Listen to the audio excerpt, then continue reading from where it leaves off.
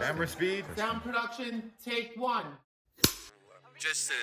I just say that to say for people to understand what a brand is, to understand what this all is. It's not only giving you great art, giving you great storytelling, showing you the things that come out of our brains and our minds, and trying to show you the world our perspective. It's also showing you how to do it for yourself and giving you a step-by-step process of how you could do it for yourself or do it for a company or go and become a contractor or something.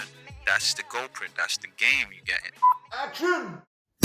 Welcome to another episode of the I Hate This Industry podcast. I am your humble and handsome host, Stephen Almeida. This is my good brother, the architect of the GoPrint, the motherfucking master, Darrell, Reese Jr. What's good, brother? Yes, indeed. What's good with you, man? How you feeling? I'm good, bro. I'm good. It's Sunday morning, ready to go to church. I need Jesus in my life. Oh yeah, got much talking. That's right.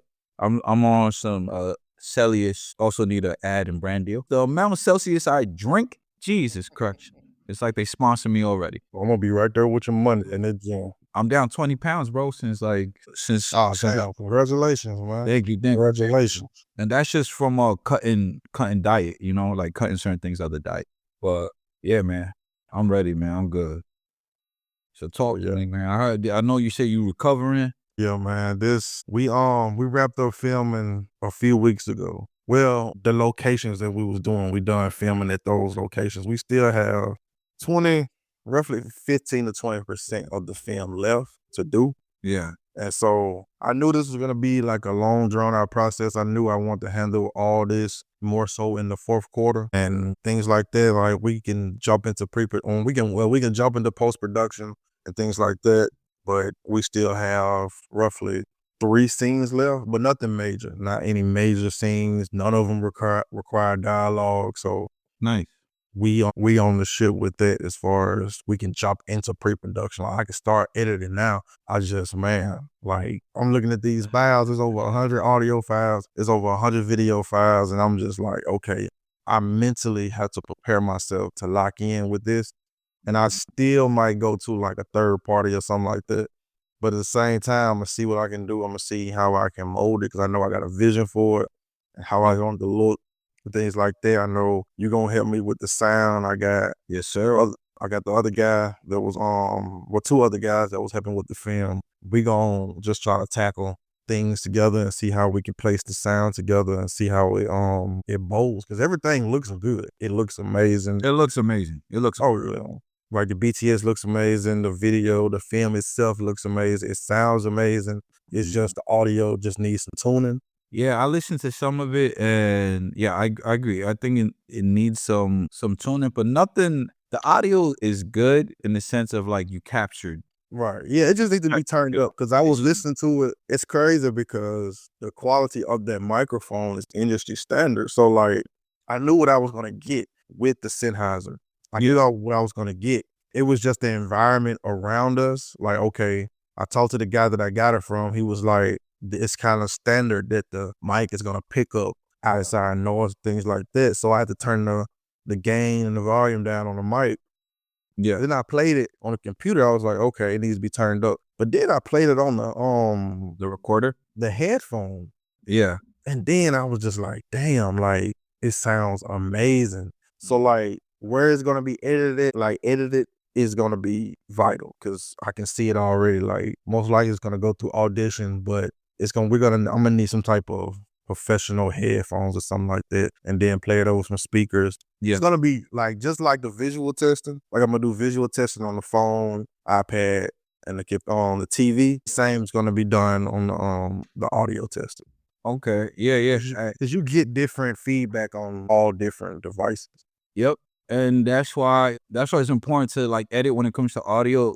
It's important to edit to a certain standard as far as the decibels you're editing at, all of these things. There's a whole, I don't want to say industry, but there's a professional level where audio, like for podcasting, should be at this level. Audio for this should be, they have all of that because as it plays on these different devices and all that, if you keep it at that, like level, you're gonna get, well, more so, you won't get any like peaking or cackling or things like that. You're getting the most performance out of the level. You know what I mean? As far as when it comes to the mix, that's a whole different beast. But even with the mix, you gotta, and this is, I learned this through the science of engineering, right? Reading books on it, learning more about it as throughout my career. And it was like, you gotta be at you gotta mix at these certain levels. Like your lows should be at some point, your mids should be at some point, your highs should be at some point. It shouldn't pass a certain decibel.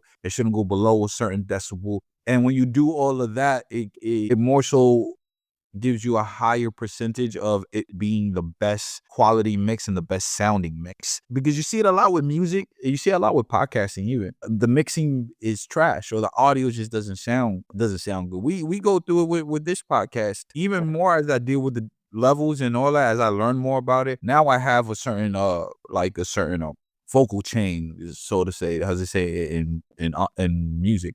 I have a vocal chain of all these presets of how the standards are supposed to be at for podcasting and all that. Then what I do is get creative with the mixing. But it's always trying to get the best sound possible. And even that's hard when you're just using like the mics that we're using. Oh, if you have compressors, if you have all of these things in place, you get an even better sound.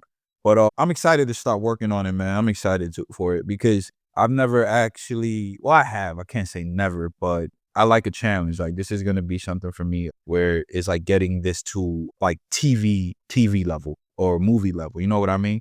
Like reaching those standards and hitting those markers. So it's like, I've been doing a lot of research on audio mixing for this project. Yeah, I mean, yeah, the biggest challenge for me right now is when I get ready to tackle the film in about a week and a half is just matching and syncing up the audio with the visuals. Like we did certain things on set with the clapper, we did certain things on set to match things. So I have to go by individually with the video and try to see, okay, is it around this mark with the audio? So I'm trying to figure out how I want to approach that. But once I've mapped out, okay, this is how I want to do it, and we have the video match with the audio, then we should be smooth sailing from there. That's been my biggest worry altogether because I have so many files. I have so many audio files and video files, and I can look at them all day and say it looks good. And I'm just like, okay, when I tackle that, then okay, I know we ready. We cooking with grease right there. Cause like that was a whole part of me that's on the quality side. Like you know how I am with it. And that was a whole part of me. The first time around when I was shopping for audio equipment and things like that, like I settled for certain things, but then I was just like, this is my first big one. This is my first big film with a set, with a crew, with all these professional equipment. And I was just like, okay, I have to reach for the stars on this one. I don't need to break the bank or anything, but I have to shoot for some type of industry standard quality, especially when it comes to sound, to do that. And so I did that. I made that trip to New Orleans, and shout out to this company called SoundHard. And they provided us with the necessary equipment to get the job done, from the Sennheiser mic, from the boom pole, from the C-stand, from the XLR cables and things like this. So they provided the necessary items for us to create a high quality film when it comes to audio. And man, like I sent you already got it. You got all the audio files, things like that. And I might play around with it again soon. But as far as the way it's sounding, just the raw files itself, I know once it's enhanced and things like that, I know it's gonna sound amazing. I know that. Yeah. So yeah, it's basically like it's fourth quarter. This is, as far as scheduling wise, this is where I wanted things to be as far as this whole process. And I know I still got 2 or 3 voiceovers to do. I still have scenes to do, but none of them require a full cast and major dialogue in scene. So we don't have to get these equipments and things like that. So that's going to be smooth selling. Yeah. On that end. So yeah, we are in post-production. Like right now I'm editing the BTS series. So like I'm going to edit the BTS series first before I start editing the film. I want to get the BTS series out the way first. And with the BTS series, that is laying the foundation, the making of a short film. And it's basically just a detailed interview process, a detailed podcast, and an audio series, just like chronicling the events that led up to the foundation, is showing the behind the scenes and things like that of the making of the film and the cast and crew and the location and things like that. Just me talking about the process, me talking about the script, me talking about the editing process and what led up to the ideals that was displayed. And just really going in detail of everything. Like, it's gonna be me doing a sit down interview. It's gonna be me and you talking about it via audio, via podcast.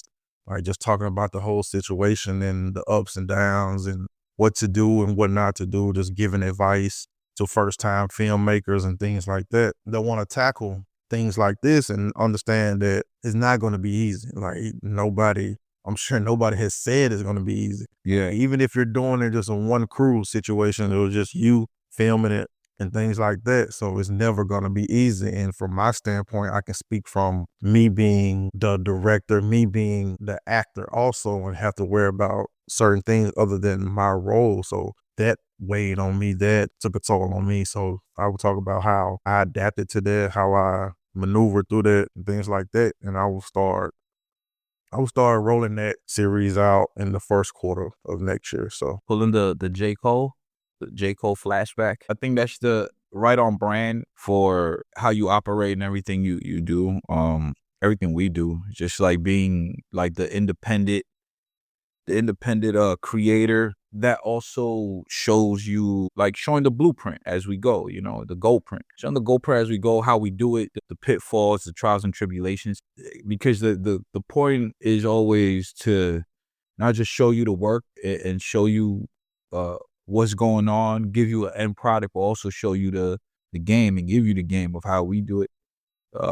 Because none of y'all motherfuckers gonna have the luxury of having an excuse that nobody ever told you how to do it, or nobody told you, nobody showed you how.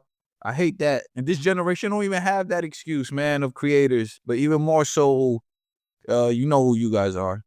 Nobody showed me. Nobody helped me.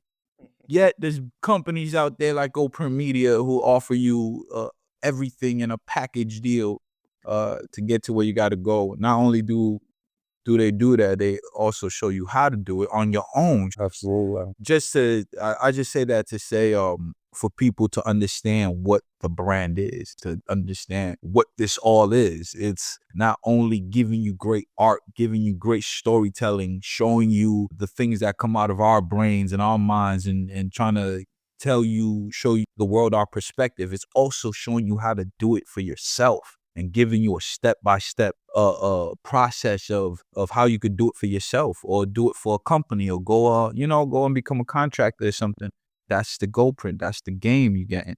Absolutely. I think that's right on brand, and I love it. What I was saying before is it's just side note. I love Drake did it with the 100 gigs, and I thought that was fly. I'm a big fan because I was doing it myself with Autumn House. I'm a big fan of recording the behind the scenes process. I'm a big fan of that. We too. Of then turning it into something documentary style or something to show you, give you insight. So I love that. I love when Drake did it. I love that Cole did it. I love that Cole's doing a podcast where he's kind of breaking it down. That's pretty dope. Oh yeah. I mean, yeah, with Cole, I remember listening to the warm up in high school, bro. Like early high school, bro. Like I remember live mixtapes and spin roller and all that, just listening to it and downloading it. And I was just like, man, I would always listen to it on YouTube or SoundCloud recently, but then he put it on streaming service, and man, I thought that was beautiful.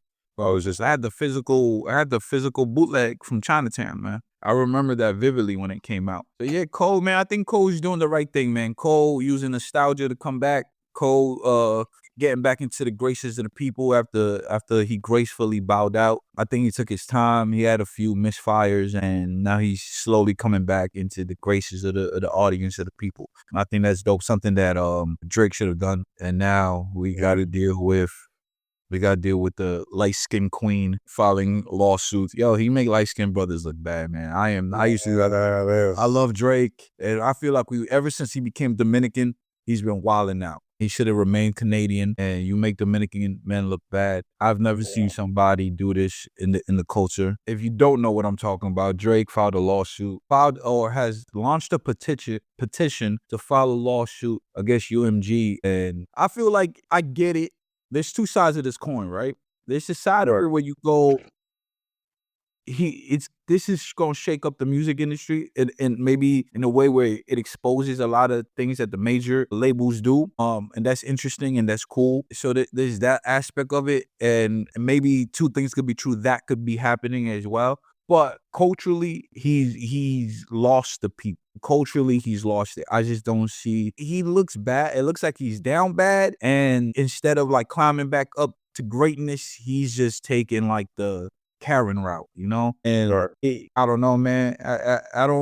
I could see it from both perspectives, but it's like to attack the same system that you benefited from your entire career because you lost a battle. And I hate when people go, it's not against Kendrick. If he didn't lose that battle, would he be doing this? If he had a track that had the cultural impact that not like us did, and they pushed it the same way, would he be reacting like this? Tootsie Slide, I'm sure, got the same fucking promotion. Tootsie Slide sucked. That was a terrible record. But it still was number one. From who? I never played that record in my damn life. I've played Not Like Us about 1,000 times. Never played Tootsie Slide one. You see Euphoria is my second most played song this year. We're talking cultural impact versus manufacturing hits, right? Cultural hits versus manufactured hits. Tootsie Slide is a manufactured hit. It was not good. It got the same, I'm sure it got the same push. It got the same power behind it, the same money behind it, the same type of support behind it. Not like, I don't even believe Not Like Us needed that. You know what I mean? Because it was so impactful. Absolutely. Every major label has relationships with radio. Every major label has relationships with other corporations. That's the game. When you have a joint that goes and is going to create you more money or more cultural relevance, you're gonna put money behind it and resources behind it. Bottom line, Drake gotta stop bitching, man. Rapping won't even help you no more. Yeah. I mean, it hurts. It hurts, man. I ain't gonna lie to you. Because growing up, high school, college, Drake, Kanye was up here. Kanye's still up here for me. I've heard every song from high school to college to now. His last few albums, I ain't really hear it like that. But I know every Drake song, every moment, every video, all of it.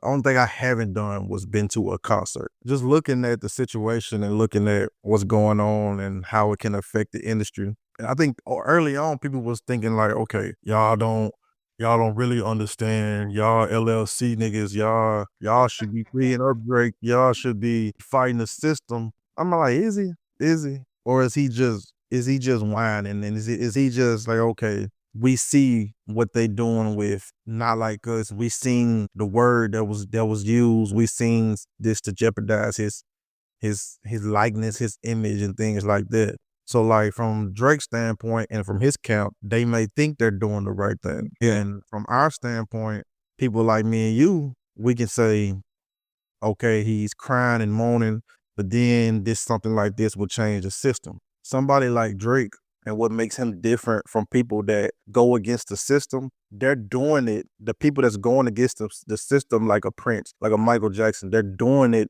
to change not only themselves, but those that come after them.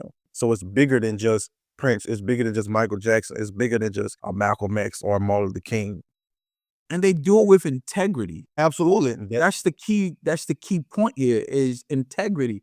I feel the route Aubrey has taken has no integrity because it's your label. He was Lucien Grange's golden boy. They pumped the billions into it and they did this. And I was listening to Ian Dunlap from EYL. Yeah, he was talking about, like, once we start talking about UMG, people have to understand. Like, I understand the people talking about it on the surface level on social media and crying and talking about this, about Drake and he doing this. But once you're talking about UMG, you're talking about Chinese investors. You're talking about people from British. You're talking about these type of investors that have spent millions on Drake and spent millions on Scorpion. When Scorpion came out, it was on I think it was on a gospel playlist. Yeah. Like cover and things like that. So it was like on all these playlists. It was all over these billboards and things like that. So Drake has been spoiled, which he has his entire life.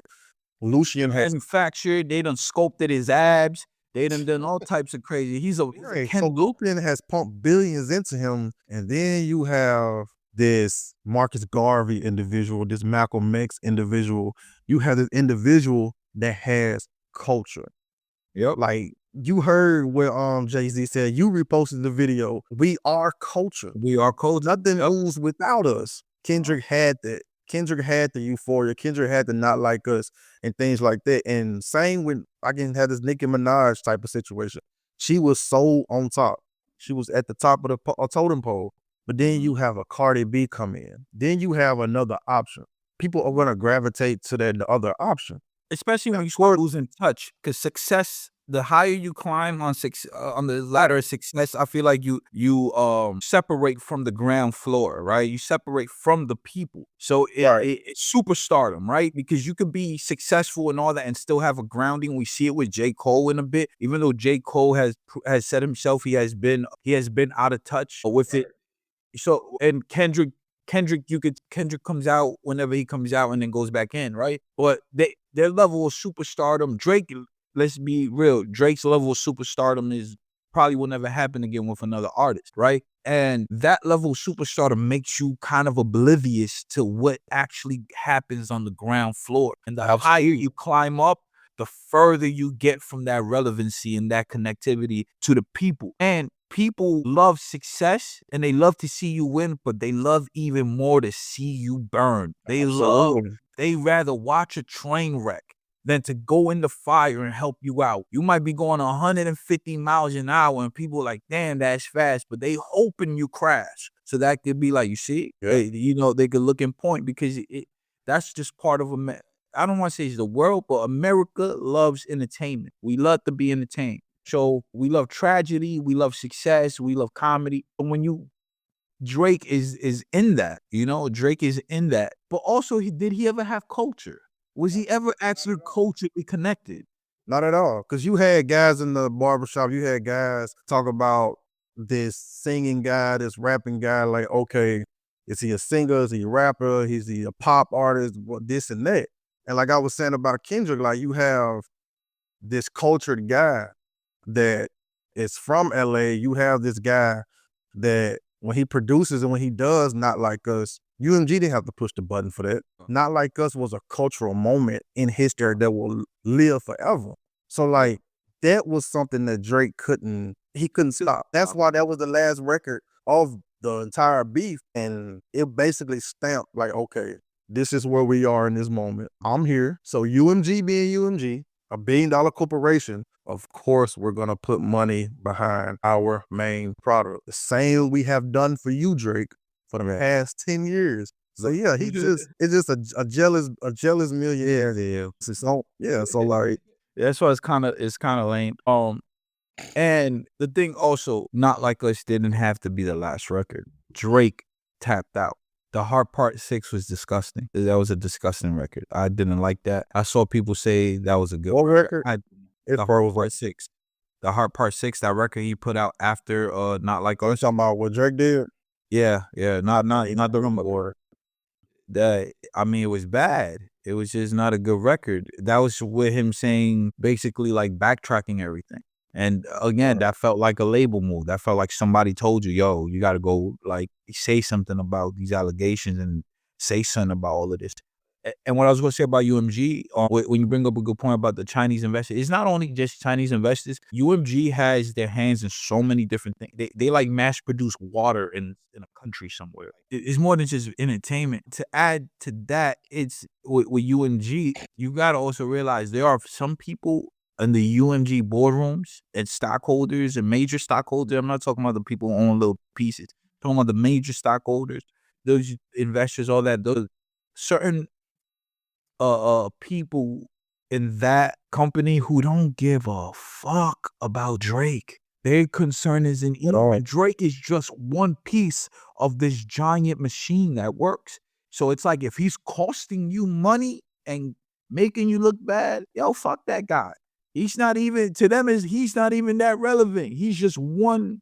I'm not saying he's not relevant, but Drake is only relevant entertainment wise. You know what I mean? Drake is not like a humanitarian. We don't go, you don't when you think of like these bigger businesses that kind of add to the capitalism of the world and add to the structure of society. Drake is not one of those guys. And in comparison to like a Jeff Bezos or Elon Musk, who have those stakes in the ground that affect the world, kind of, you know what I mean? And how the overall culture shifts. I don't even know if Kendrick has that for hip hop, but Kendrick is a moving cog in that machine of how culture shifts. Right. Or if nothing else, he is a representative of the culture, you know? And I don't think we get that with Drake. And I feel like we're seeing a product malfunction. So are we seeing the downfall of Drake? I think we're seeing the cultural exposure of Drake. I think a act like Drake can't fall, but you're just too successful and you have too much in the bank and not financially. I mean, you got too much work you've done, too much stakes in the ground. He is a legend, whether people like him or not. Or I don't agree with this. I don't discredit his entire career because I respect the career. The career is one that's never been. It's just there's no career like it, and I don't see there ever being another career like it. I think he's a shooting star in this industry. Same way The shit his next album, I think, is gonna do like roughly. I think it's gonna do good. I just saw a statistic that he's still the most streamed artist every month this year. So it's like that's why this is crazy. Because you're not really losing. He knows the public perception. He cares about the public perception. Exactly. He cares about that. He's not really losing. He's still on top. He's still the guy. People still love Drake. It's not like yo, you got a little chink in the armor. That's fine. Like, that's cool. It comes with the game. Like, Hove J. Shoulder played off. Yeah. Well, but I feel like he did that. Yeah. You know, Yeah. I feel like he did that. That pedophile shit could have been here and gone, you know? And I don't know. My whole perception of that battle was crazy. Because now when I look at it, I look at all the things of Kendrick telling you, yo, don't say lies about me and I won't say truth about you. Don't mention my family. Like, we can keep it friendly. I see all that and then I see Drake. Then now you could really look at it and go, oh, he's just an egomaniac. It's just, I'm thinking I'm the guy. I'm thinking then you get chin checked, and that's what happened. And you're going to take a blow because the one thing you might not like Kendrick because his music is kind of a certain type of music, but he is one of us. He is the people, you know, whether you like it or not. He has always stood he has been an artistic figure, like as far as like a moving piece of art, right? His cultural relevance and stance has always been impactful and been respected and been like, okay, this is a guy that we put on those pedestals. This is the guy who represents that. He's the guy who's keeping the actual art form of this alive, from the storytelling, from the conceptual albums, from the releases, from all of from the processes. He's always been that guy. And he's been surgical when he's been on the attack mode. You know what I mean? Like, he's always, every time he's kind of thrown a shot, he's been the guy letting you know, I'm that dude. I'm number one. He did it on the Control verse. He's always thrown those things out into the universe. It's other people who have said these guys Drake is the GOAT. But Kendrick has always stood on that stance. So it's like, that wasn't nothing else. It was just like, you gonna reach out. I think he just got offended. You gonna reach out to do this damn song? It's like, fuck you. You know I don't like you. What was it, the BET Cypher shit? When he's like, I tucked a sensitive rapper back in his pajama clothes. A year later, that stands true. That shit crazy, bro. Like, I thought I hold grudges with certain people. Damn, that was like 2011, 12? Yeah. But I think Kendrick saw it back then. I think a lot of people saw it. I think if you're in the industry and as you build your career and you at those levels, you see the type of career routes that these artists take, where Drake took the manufactured route. There's nothing wrong with that. I'm a fan of it. I'm a fan of acts. If you're a good act, I'm a fan because I love entertainment. I love music. I love it. So it's like, I love a good show. I love a good production. I love a good act. Drake is one of the greatest acts of the music industry, of the entertainment industry. his decisions of how he chose to go about his career. I get it. He took the money, like when it came, he took the big checks, he took the easy records, he took the pop record. You know, he did everything to be the best manufactured product in the market, and I love that. And then I think somebody like Kendrick sees that while he's choosing the grassroots route in his career, and he looks at that and he goes, "Oh, but you know that's the same way they look at Vlad. It's like, oh, you just using our culture, and not only that, and you trans Dominican. So it's like you're not even you." You're not even like the Canadian Jewish guy. You trying to be like you trying to convert into something in front of us. He's like Kim Kardashian, you know? It's like you go from one person to the next person before our eyes, and we just supposed to eat that shit up. Now the Kardashians are a certain type of people. People just respect it, but we all know what the fuck goes on in the Kardashian. Darrell, you don't watch the Kardashians. You don't sit there, you go, this is entertainment. Because you know what?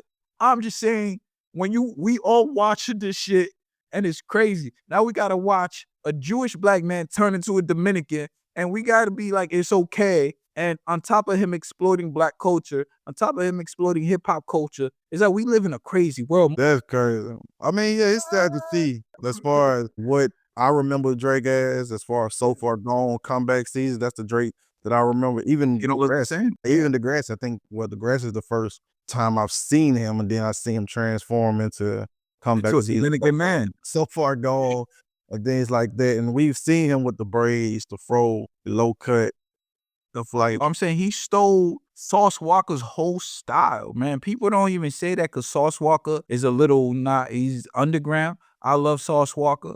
Shout out to Texas. Sauce Walker is one of my favorite artists, honestly, out of Texas and hip hop. But he took his whole style with the braids and the beads and all that shit. And it's like, and because he lives in, he stays in Texas. It's like, bro, you stealing a man's whole identity he kind of cemented it. That was like his thing. And it's just weird when I see that. And I say that to say that's the thing Kendrick was pointing out. When you say you run to Atlanta to get game from you to Lingo and all that, you ran to Texas and stole Sauce Walker's whole style.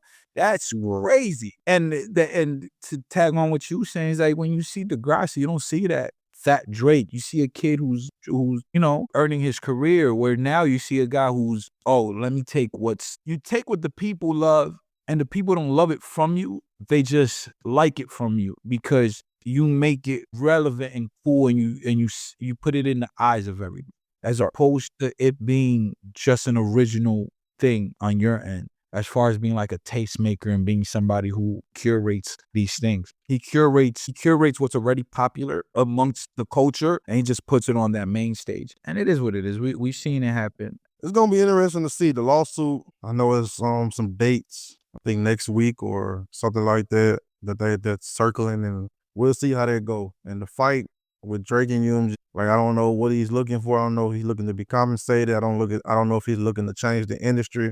I don't know, but if secrets do come out and say anything, UMG is gonna say, Drake, same thing we did for Kendrick, we've been doing for you for 10 years, even if you do not know it. No matter how big of an act you are, Joe Budden talked about this all the time, no matter how big of an act you are as far as inside their system, you will never know the true analytics, you will never know the true day-to-day and what goes on in your Spotify office, in the UMG office, in the TikTok office and things like that. You would never know because you're not truly a part of that company. You're a product within that company that you're literally a Coke bottle in the factory that gets manufactured with the rest of the Coke bottles. And they have placed you in line in order for you to design what you need to do, which is quench the thirst of the customer. That is basically what these acts are in this environment. And Drake, Taylor Swift, and even some sort of Kendrick, like they are all 100%. just Coke bottles in this factory. So yeah, it's gonna be interesting to see how this plays out. Yeah, Kendrick is part of that. Kendrick is he just has a different superpower. He just has a different. Right. It's like how they make the toys, and the toys come with like accessories. Like a wrestler comes with a championship belt. If they're known for talking on a microphone, they have a microphone. Kendrick comes packaged the same way. He just has culture with him, Right. And he has the people with him. And okay, what did you think of GNX? Yeah, so I was finna leave to go to New Orleans when that album dropped. And I was working at the time. And I was just like, Kendrick just dropped the video. Like, what the hell? So I'm listening to it, Whacked Out Mirrors, first record. I'm like, oh shit, this shit slap. This hard. Let's do the rest of it. I'm like, sizz on it. So I just dove into it. And man, it's a good album, man. It's a good album. Like, it's one of them that'll make you want to crip walk, in which we knew that's the direction he was going to go with this whole moment. So he was just like, okay, let me captivate the culture even more and produce a full album off this. Yeah.